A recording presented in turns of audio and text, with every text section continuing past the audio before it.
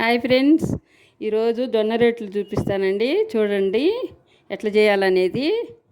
ఇది పిండి వేసేసుకొని గిన్నెలో కొంచెము అంటే 2 రొట్టెల మైన వస్తుందండి. ఆ పిండి సాల్ట్ వేసుకోవాలి. తర్వాత వేడి నీళ్ళు వేసుకోవాలండి. కొన్ని వేడి నీళ్ళు వేసుకోవాలి.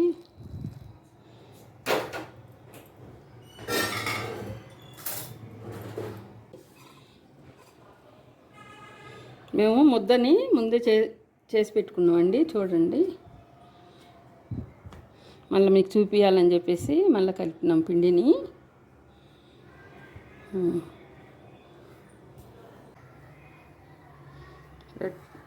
పిండి ముద్దని అలా పెట్టేసి కొంచెం పొడి పిండి వేయాలండి.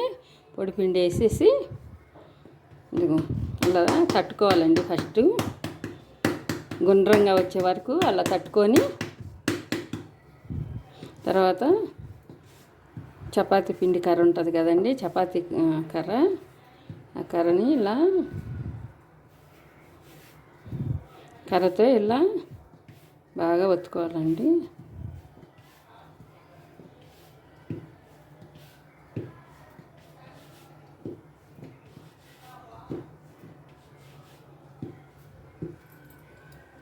ఉంటుంది కదండి పెంకు, పెనము.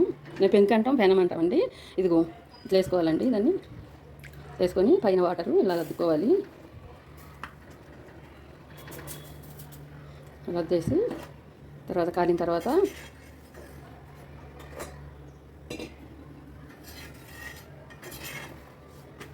అట్లా తిరిగేయాలి. కాలిన తర్వాత ఇదండి రొట్టెలు ఇలా అవుతాయి.